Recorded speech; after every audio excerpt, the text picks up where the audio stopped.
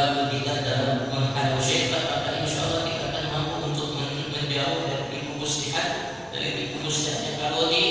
kalau kita siapapun kita, sehebat apapun kita, sepanjangnya seluas apapun ilmu kita tidak akan pernah mampu untuk menghalaunya. Tapi kalau Allah sudah menghalaunya, insya Allah maka kita minta kepada Allah, Habibullah mengarahkan kita, waqfil ya Habib, tapi tak ada kepada Allah, ya Rabbi Kubi, jauhkan kaki dari al-madi, pada bangsa jin dan manusia, bangsa jin syaitan. Ada begitu dia dari manusia, dengan bulinya, dengan propagandanya, dengan dalilnya dan lain sebagainya. Dia ngajak kita, teman kita atau siapapun mengatakan A, mengatakan B, membisikkan A, membisikkan B, agar kita memusuhi, membenci, berpecah belah, mengiri, dengki, saling mencaci. Itu syaitan dari kalangan manusia. Cukupkan juga Allah, jauhkan juga dirinya ya Allah. Wasrifu palingkan dia dari kami. Wala namanya secara keras. Bantah namanya menegur.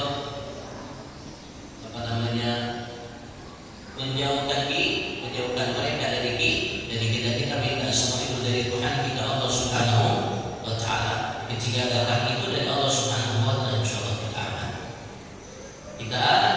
Nah, dari gangguan mereka, dari baik ini dan mereka kepada kita sebagai seseorang yang beriman kepada Allah Subhanahu wa Ta'ala. Maka kita hidup seperti mereka yang ada di surga Allah Subhanahu wa Ta'ala, ikhwanan ala sururil mutaqabilin. Mereka adalah manusia-manusia yang menganggap satu sama lain adalah saudara dan mereka saling bersaudara. Ala sururil mutaqabilin, ketika mereka bertemu dalam kondisi saling bahagia. Itulah mereka yang hidup di zamannya Habib Ali bin Muhammad bin Musa al-Habsyi, sebagaimana mereka hidup di zaman Pak Nabi Abu Muhammad sallallahu alaihi wasallam. Habib Ali Habsyi di masa beliau minasyidah, artinya dari pojok kampung sampai pojok kampung tidak ada orang yang bermusuhan satu sama lain. Tidak ada di masa itu orang yang bermusuhan satu sama lain. Kenapa? Karena begitu luar biasa mereka beliau memilih umat untuk saling mencintai, menyayangi karena Allah Subhanahu wa Ta'ala. Karena Allah adalah Muhammad memerintahkan kita untuk menganggap selain kita saudara. Kita diminta untuk menjalankan kewajiban kita dan kita tidak diminta untuk mereka seolah kita menjalankan kewajiban yang terhadap kita sendiri. Wabil mu'adi wasrifu permohonan permintaan kita kepada Allah Subhanahu wa Ta'ala. Sekali lagi Allah Subhanahu wa Ta'ala memerintahkan kita untuk berdoa, dan Allah Subhanahu wa Ta'ala bukan hanya sekedar Dia memerintahkan kita untuk berdoa. Allah Subhanahu wa Ta'ala selain Dia memerintahkan kita untuk berdoa, Allah Subhanahu wa Ta'ala janji untuk menerima atau memenuhi permintaan kita, doa kita.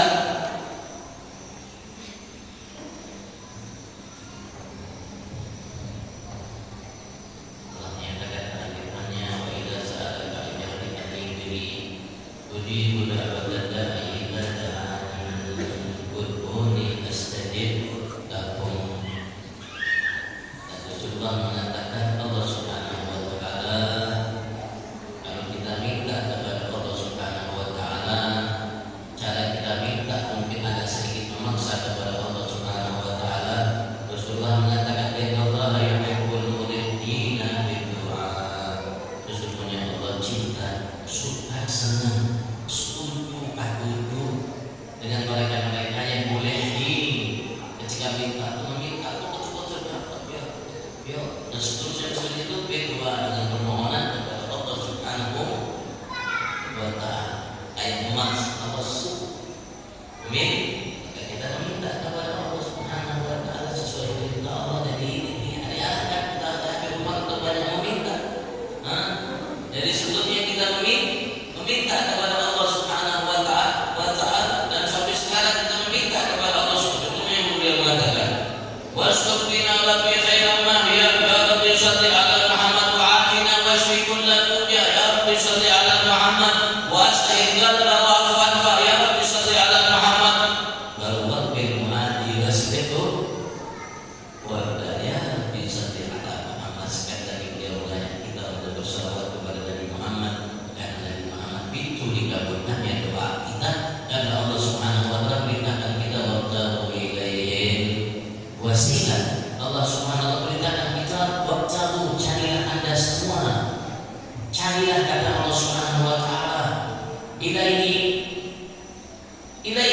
padanya, hati untuk kita mendapatkan apa yang kita inginkan dapat dari Allah Subhanahu wa taala dari apapun yang berkaitan dengan kita yang mungkin yang kita rasakan dari kebaikan dunia yang kita akhirat. Kita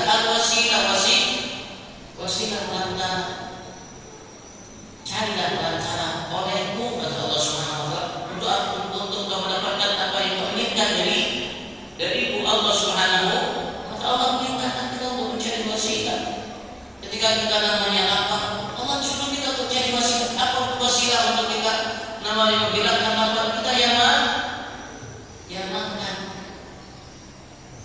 Walaupun makan itu sendiri tidak menghilangkan lapar, tidak menghilangkan lapar kita Allah, tapi ia menjadi wasilah untuk kita dalam kehidupan kita. Tapi membuat kita kenyang bukan makan, tapi makanan dari Allah Subhanahu wa taala. Ketika kita dahaga, dia jadi minum untuk menghilangkan dahaga kita. Tapi dia dengan kita minum itu tidak menghilangkan dahaga. Yang menghilangkan dahaga Allah. Tapi Allah perintahkan kita untuk namanya minum. Kenapa? Karena ialah wasilah dalam kehidupan kita di muka bumi ini untuk menghilangkan dahaga. Dan ketika kita ingin namanya ilmu, carilah tuntutlah ilmu. Karena menuntut itu, mencari itu wasilah untuk kita mendapatkan ilmu. Walaupun ilmu itu anugerah dari Allah buat kita. Allah akan berikan walaupun menuntut, belajar, tak paham fikir. Kalau Allah berikan dia ilmu, ketika Allah ingin berikan dia ilmu, masya Allah ingin dibuka oleh Allah. Selesai, masya Allah, dia tahu semua. Nabi Muhammad belajar, baca kan? Karena dia namanya bikin tulisan karya. Rasulullah ummi, tidak bisa baca, tidak bisa baca. Tapi Allah ajarkan baginya ilmu kepada Rasulullah, ilmu sehingga Rasulullah tahu semuanya. Yang tidak tahu bagi orang yang belajar. Kalau kita kumpulkan bahkan para nabi, rasul dan semua profesor, doktor, siapapun itu datangnya untuk mereka mengungkap apa yang lalu, yang telah lalu, yang akan datang, mereka tidak akan bisa mengungkap apa yang sudah diungkap oleh Nabi Muhammad sallallahu alaihi wasallam. Allah berikan dia ilmu awal, ilmu akhir, ilmu yang pertama sampai ilmu yang terakhir. Itu untuk mengatakan sudah bicara, bukan baru. Rasulullah sudah bicara seumur dan selalu apa yang terjadi sampai sekarang dan setelah kita, bahkan apa yang akan terjadi nanti ketika hari kiamat kita. Siapa yang buatnya dulu dari dalam kubur? Bagaimana orang yang sombong ketika dibangkitkan dari Tuhan Allah Subhanahu wa taala? Dan Rasulullah sudah cerita siapa rombongan pertama yang akan melintas di jabatannya kemasan menakutkan itu. Dari 1000 yang melintas hanya satu yang selamat. Dari riwayat dari 100 yang melintas hanya satu yang selamat. Wallahu a'lam. Kita termasuk yang 99 atau yang satu itu bang. Wallahu a'lam. Yang jelas kita pasti melintas karena Allah Subhanahu wa taala untuk menyatakan dalam firman-Nya, wa in minkum illa waridun kana ala rabbika hasban maqdiyan wa najil ladina tadaw ila akhirah. Dan Rasulullah kepada kita, masya Allah, kalau dipikir nggak bisa baca, tulis kan? Kalau sudah bisa baca, mungkin sudah belajar dari Injil, dari Taurat atau lain sebagainya. Mungkin kalau sudah senang nulis dari apa yang didengar oleh beliau tulis, jika beliau menghafalnya sehingga hafal, mungkin tidak bisa baca, tidak bisa nulis. Tapi ilmu yang dimiliki oleh Nabi Muhammad tidak dimiliki oleh orang yang pandai membaca, pandai menulis. Bahkan tadi mereka dikumpulkan manusia dari Adam sampai demikian dari sampai dia hari kiamat, mereka tidak kalau dikumpul ilmu mereka dikumpulkan dengan ilmu pengetahuan yang luas yang mereka miliki, mereka tidak akan pernah mampu mengungkap apa yang telah diungkap oleh Nabi Muhammad tentang yang Allah yang Masya Allah. Kenapa? Karena Allah kasih begitu juga Pak. Kalau Allah kasih kepada kita, Masya Allah. Tapi ilmu itu mutlak. Kadang-kadang orang yang di bawah kedudukan itu memiliki ilmu yang dimiliki oleh orang-orang yang kedudukan yang lebih tinggi, seperti Nabi Khidir dengan Nabi Musa. Nabi Musa lebih tinggi ilmunya daripada Nabi Khidir, lebih mulia di sisi Allah jauh daripada Nabi Khidir. Tapi Nabi Musa belajar dengan Nabi Khidir. Nabi Musa belajar dengan Nabi Khidir. berusaha aja dengan Nabi begitu. Tak sombong Nabi Musa. Apa belajar? Ayah dulu kan saya tinggi Allah sisi Allah yang lebih mulia dari ini.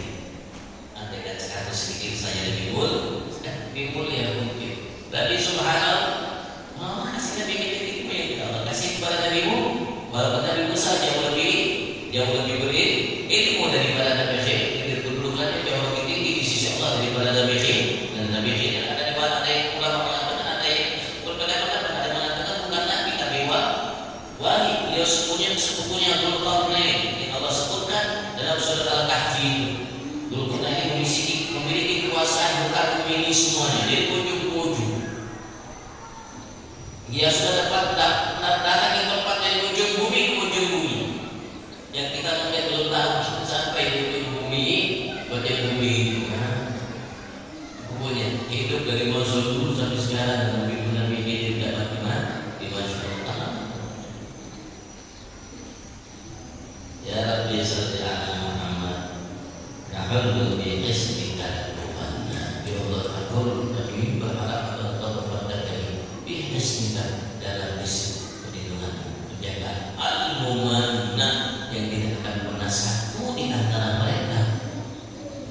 Al-mu'adi, syaitan, iblis, nafsu, hawa, dunia, jin, manusia dan semuanya bisa namanya mencelakakan kami untuk menggoda juga kami sehingga kami menjauh dari jalan-Mu ya Allah. Kenapa?